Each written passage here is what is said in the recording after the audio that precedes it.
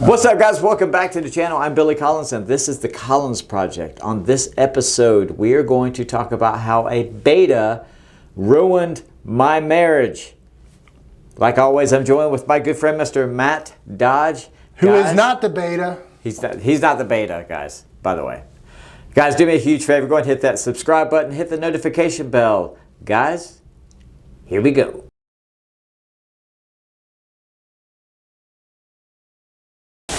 All right, guys, like I said, I'm here with my good friend Matt Dodge, and this is the Collins Project, a channel that is dedicated to make you a better person, whether that be through motivation, interviews, or just plain entertainment. Today, we're going to talk about how a beta man ruined my marriage. Inspiring topic. Inspiring topic. What was his name? His name was me. Wow, okay. So I considered myself an alpha from day one, born leader, did whatever I wanted to, found ways to make money, take care of people, your classic alpha, made decisions. If you had to define, because that's a term that's floating around a lot now. Alpha? Yeah. Yeah, what would your definition of it be? An alpha is a born leader that sticks by his decisions, doesn't waver. That is not afraid to take failure and can pick himself up when he gets knocked down. I mean, to me, that's the classic definition. Yeah. So I like the short definition. And this is, I think I got this from either Rollo Tomasi or Rich Cooper, where he said, an alpha is a guy that men want to be and women want to be with. Right. And so like that, when you think of that, that kind of encapsulates a lot of that stuff, and it might be a little more coarse than your definition, but yeah, and I can definitely see that because I can see 100%. I've had both cases. So you were ahead of time. And I say that both cases because I think people did want to be like me, because if I would do something, I was more the innovator, not the imitator. I would do something and then people would follow suit right behind it. Like, if I started watching somebody in magic, then other people follow suit, or it's just that's the way it worked. Like I would do something. I joke around because a couple years ago I bought a jean jacket. You were the one. I bought a jean jacket, and everybody made fun of me for wearing a jean jacket. But damn, if they didn't next year, if they didn't have jean jackets on. It's funny. Not saying I set the trend, but it's sort of like willing to take risks, or I remember in high school I used to wear the most random stuff, but somehow I would always go to pawn shops and find. I was a huge That 70s Show fan. This is when Kelso was Ashton Kutcher. So I had my hair like him. I thought it was so cool, and I would try to find these old 70s style Lacoste shirts and stuff. And looking back, it looked kind of ridiculous, but I remember at the time I had a buddy, we called him Fox, and he said, "Matt, do you just wake up one day and say, you know what, that's gonna be hot, I'm gonna wear that?" And I was like, "I guess, man." And he was just kind of saying, like, you're always doing something a little random, but. And I think that is in itself is a good way to determine if you're an alpha male, because you're not afraid to you're not really go outside the box. Seeking validation. Right. It's like, okay, well, I feel good in it. I'm going to wear it. So you had and a lot of it's you're in your own frame too. So I love looking up stuff because I'm married. How do you maintain that frame or that state of mind? Because I would say alpha is a state of mind. It's not. It is like someone's born. I mean, I think there's an alpha within every man. And I think that, like I was saying, that's why, because I lost that, because I didn't know how to stay an alpha. When you get married, you've been married for years now. You have to 6 years.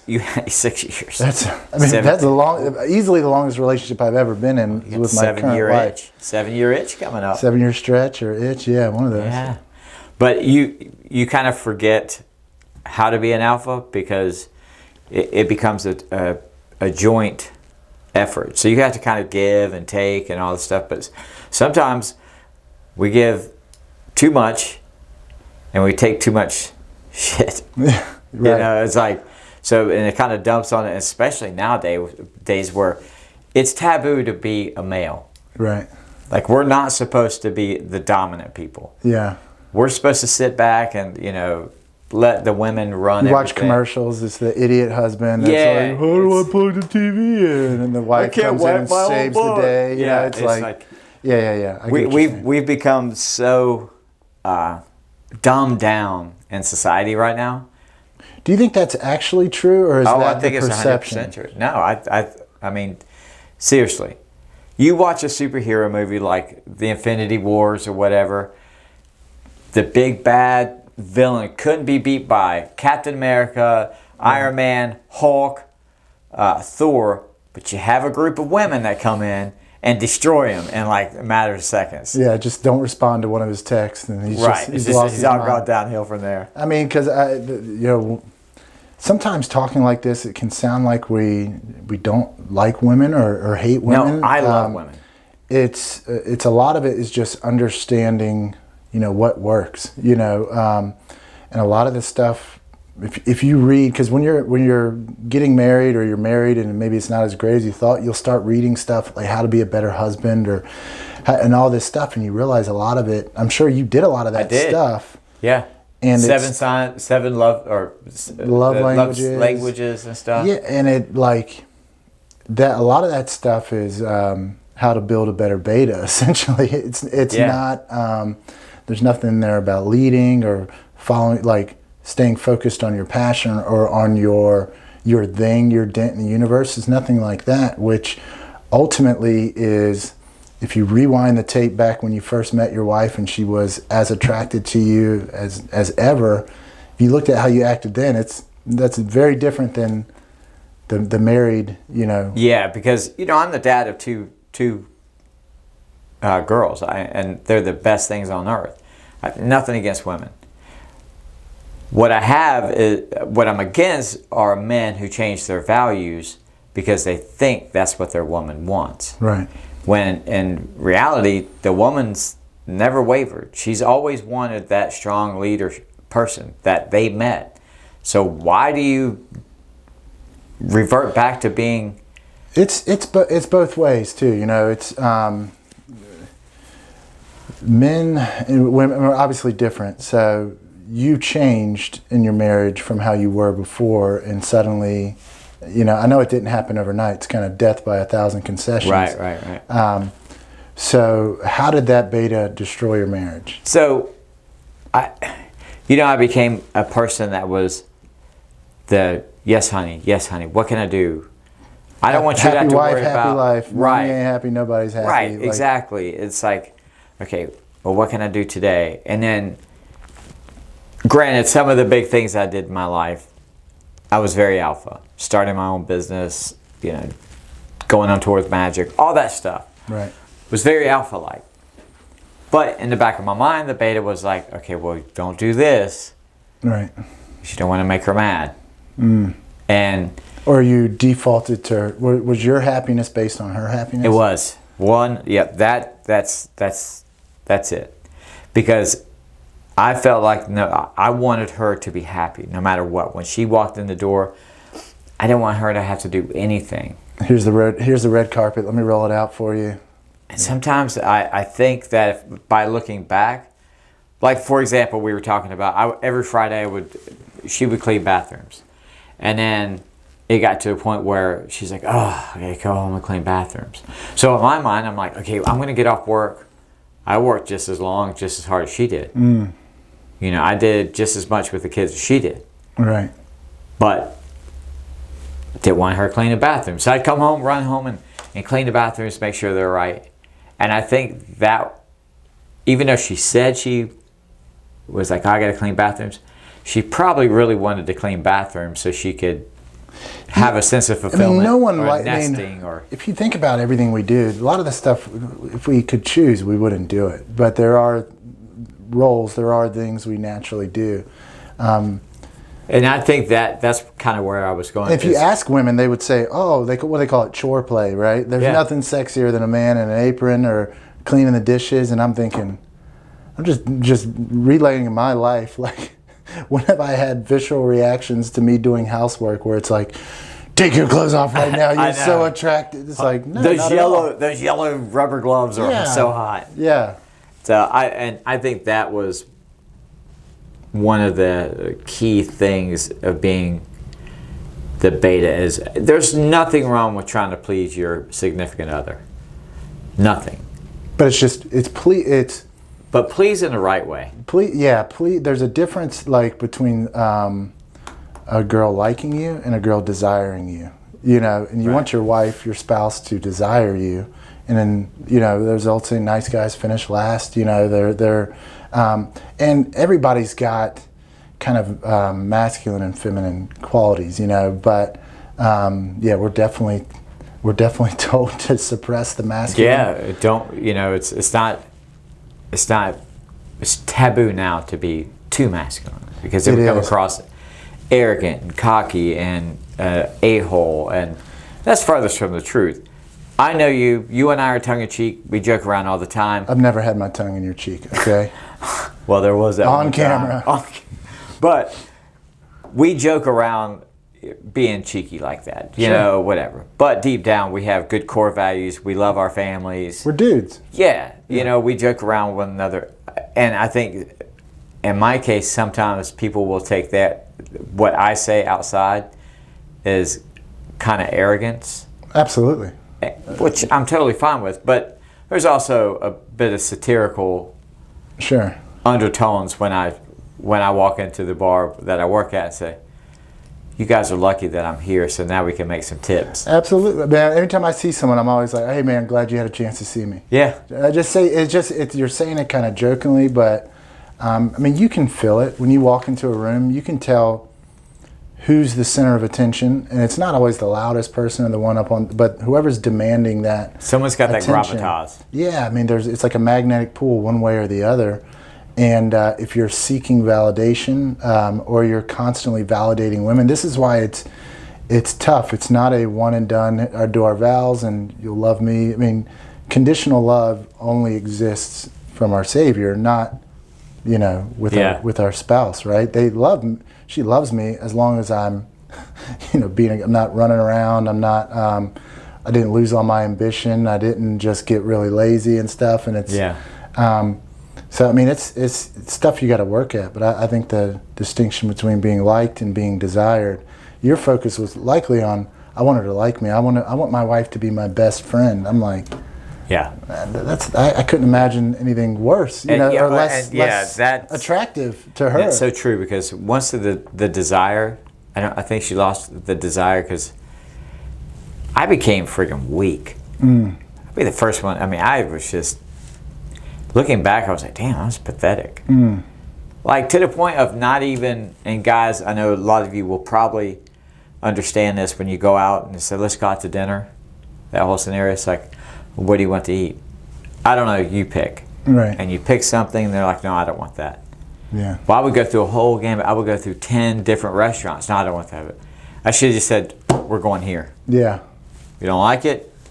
And in the red pill community, what do they say? They call it, she's shit testing you. Yeah. Right. And once I think naturally I knew, like, someone, they're kind of testing you, just seeing what kind of man you are.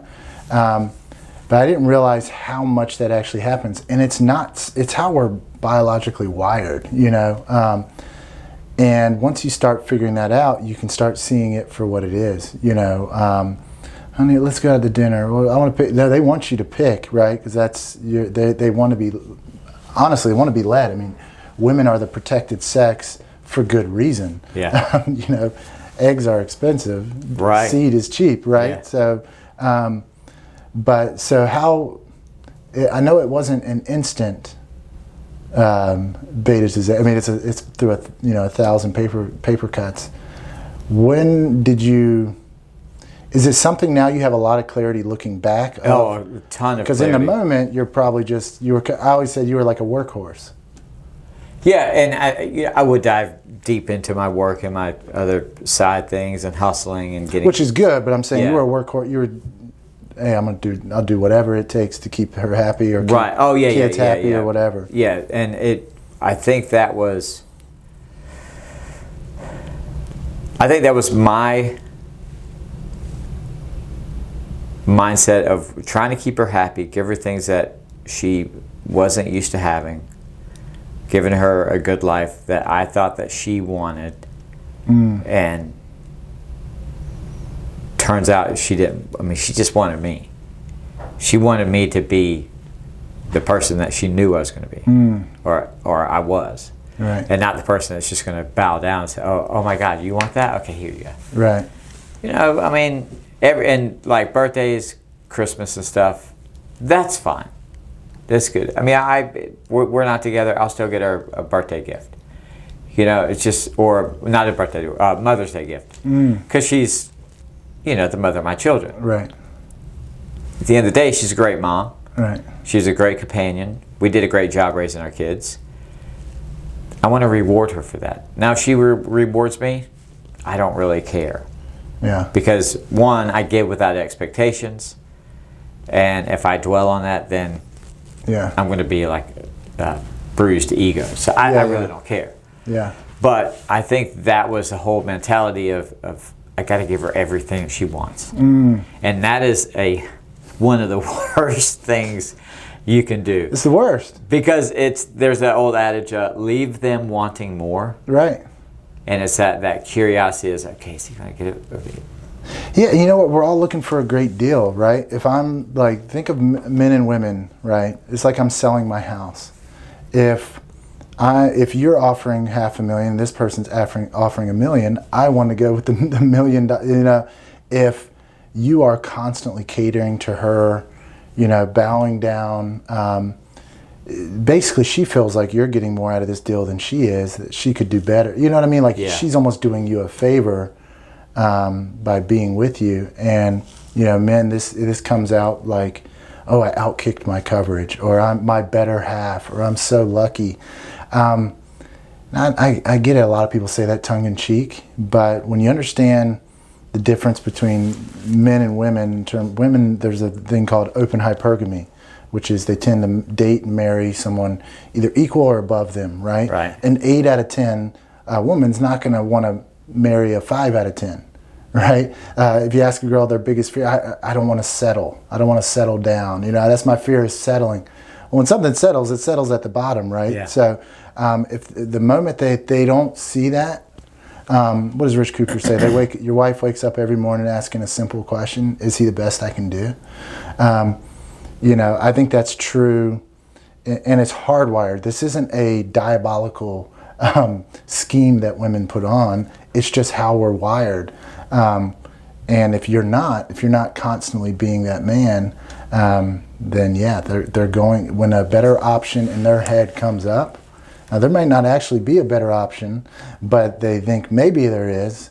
They're going to go for it, right? Yeah, and the thing is, they're waking up and seeing if she's could find something better, or is this the best I can get? At that time, I was, as being so meek and of a person, she probably thought, yeah. Fast forward, I'm a whole different person than that guy. Wait, and say that again. When she thought. Yeah, when I was a beta, you know, the question that, like Rich says, they wake up and say, is this the best I can do? The best I could do, right? Yeah, and I think at that time, I wasn't the best that. Well, you clearly were, because she stayed with you, right? Yeah. And this isn't beating up on. Remove the name and face of whoever the woman is. But at the time, if she's got young children, you know, a lot of what did Chris Rock say? That you're only as loyal as your options. Yeah. So. And I think it sounds horrible, but it's true, because it's. We're trying to get the best offer we can. Yeah. And once that was done, she didn't need me anymore. Right.